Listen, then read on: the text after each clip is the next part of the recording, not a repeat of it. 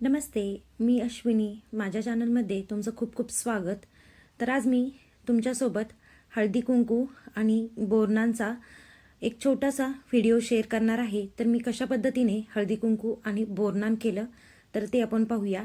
तर आज हळदी कुंकू होतं, त्यामुळे मी आज सगळ्यांसाठी पावभाजी बनवणार आहे. जवळपास 10 ते 12 लोकांसाठी मी इथे पावभाजी बनवत आहे. तर त्यासाठी मी फ्लावर, बटाटे, बीट, गाजर आणि थोडासा वाटाणा सर्व स्वच्छ धुवून कुकरमध्ये शिजण्यासाठी ठेवलेला आहे. तर मी जास्त प्रमाणामध्ये पावभाजी बनवते, तर त्यासाठी आपल्याला साहित्य पण जास्त प्रमाणातच इथे वापरायचं आहे. तर त्यासाठी 4 कांदे घेतलेले आहेत, 2 पिकलेले मोठे टोमॅटो घेतलेले आहे, 1 शिमला मिरची घेतलेली आहे आणि सर्व आपल्याला एकदम बारीक कट करून घ्यायचं आहे. तर इथे एक भांडं घेतलेलं आहे, त्यामध्ये 4-5 चमचे मी तेल टाकलेलं आहे. एक 3 ते 4 चमचे मी बटर टाकलेलं आहे. बटर आवर्जून वापरा, बटरमुळे पावभाजीला एकदम छान टेस्ट येते. त्यामध्ये मी 1 चमचा जिरी टाकली आहे. जिरी छान फुलली की त्यामध्ये थोडी कोथिंबीर आणि जो मी चॉपरने अगदी बारीक कट केलेला कांदा तो यामध्ये टाकलेला आहे. कांदा शक्यतो अगदी बारीक कट करून यामध्ये टाका, म्हणजे तो व्यवस्थित परतला जाईल, छान असा मॅश होईल, खाताना कच्चा लागणार नाही.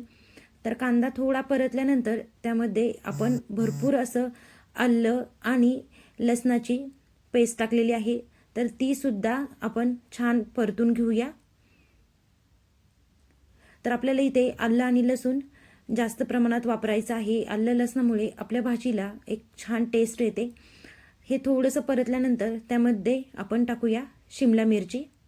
जर शिमला मिरची तुम्हाला भाज्यांमध्ये शिजायला टाकायची असेल तेव्हा टाकली तरी चालेल, पण शक्यतो मी शिमला मिरची कट करूनच यामध्ये टाकते. तर शिमला मिरचीसुद्धा आपण कांद्यासोबत परतून घेऊया. तर हे सगळं व्यवस्थित परतल्यानंतर आता आपल्याला टाकायचं आहे टोमॅटो. यामध्ये आपण परतताना मीठ टाकलेलं आहे. मिठामुळे आपलं जे कांदा टोमॅटो आहे ते पटकन परतलं जातं, छान असं मऊ होतं. तर आता आपल्याला हे टोमॅटोसुद्धा हे कांदा आणि शिमला मिरचीसोबत परतून घ्यायचं आहे. व्यवस्थित असं सॉफ्ट होईपर्यंत आपण हे परतणार आहे.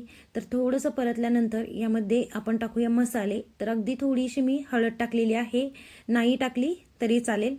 त्यामध्ये टाकलेला आहे लाल तिखट, पावभाजी मसाला टाकलेला आहे 2 मोठे चमचे, 1 चमचा टाकलेला आहे धना पावडर. तर मसाले तुम्ही तुमच्या आवडीनुसार कमी जास्त टाकू शकता. तर एकदा मिक्स करून घेऊया आणि परत आपल्याला हे व्यवस्थित असं परतून घ्यायचं आहे.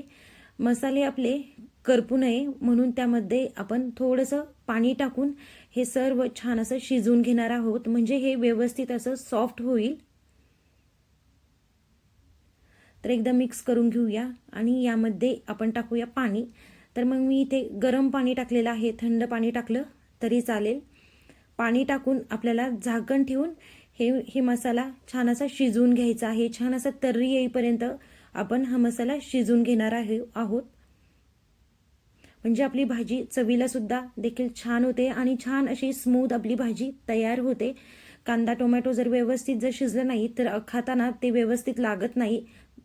त्यामुळे आपल्याला एकदम मऊ हे शिजवून घ्यायचं आहे. तर इथे आपण हे व्यवस्थित असं शिजवून घेतलेलं आहे. छान असा आपला मसाला मऊ झालेला आहे. आता ज्या भाज्या आपण शिजवून घेतल्या होत्या तर त्यासुद्धा मॅशरने मी मॅश करून घेतलेल्या आहेत. तर ह्या भांड्यामध्ये मी ह्या भाज्या पूर्णपणे मॅश केलेल्या आहेत. तर आता जो आपण मसाला बनवला होता तर तो मसाला आपल्या ह्या भाज्यांमध्ये टाकून घ्यायचा आहे. व्यवस्थित एकदा मिक्स करून घेऊया आणि यामध्ये आपण चवीपुरतं मीठ टाकून घेऊया, थोडीशी कोथिंबीर टाकूया, थोडीशी कस्तुरी मेथी सुद्धा आपण यामध्ये टाकणार आहोत आणि परत आपण यामध्ये टाकणार आहोत थोडंसं बटर. तर पावभाजी बनवताना बटरचा वापर थोडासा जास्त करायचा. बटरमुळे आपल्या भाजीला एकदम भारी टेस्ट येते. आणि आता आपल्याला झाकण न ठेवता एक 7 ते 8 मिनिट ही भाजी छान अशी उकळून घ्यायची आहे. तर एवढ्या लोकांच्या प्रमाणामध्ये 10 ते 12 लोकांसाठी ही भाजी परफेक्ट बनते आणि बरोबर ही भाजी पुरते सुद्धा. तर एकदम मस्त अशी ही भाजी आपली इथे तयार झालेली आहे. सगळ्यांना खूप आवडली. तर ही भाजी तुम्ही आधीच बनवून ठेवू शकता. कोणती पार्टी असेल किंवा असा हळदी कुंकाचा छोटासा कार्यक्रम असेल तर अशी पावभाजी तुम्ही बनवून ठेवू शकता आधीच, म्हणजे ऐन टायमिंगला गडबड होत नाही. तर इथे माझ्या मैत्रिणी आलेल्या आहेत. तर आमचा छान असा मराठी मुलींचा ग्रुप आहे. तर अशा कोणताही कार्यक्रम असेल तर आम्ही सगळे छान एकत्र येतो, सणावाराला एकत्र येतो आणि छान असं छोटीशी पार्टी करतो. आणि तर इथे सगळे आलेले आहेत. सगळ्यांना मी हळदी कुंकू दिलं आणि वाण म्हणून मी छोटंसं काचेचं बोल दिलेलं आहे. आणि त्यानंतर मग मी छोटंसं बोरनान केलेलं आहे. तर आपण जेव्हा भारताबाहेर राहतो तर तेव्हा आपल्याला बऱ्याचशा गोष्टी इथे मिळत नाही. ॲडजस्टमेंट करून सर्व काही करावं लागतं. पण जे काही मिळतं त्यामध्येच मी छान असं इथे हळदी कुंकू केलेलं आहे. छोटंसं डेकोरेशन देखील केलेलं आहे. तर हा माझा मुलगा आहे. आता हा 2 वर्षाचा कंप्लीट होईल.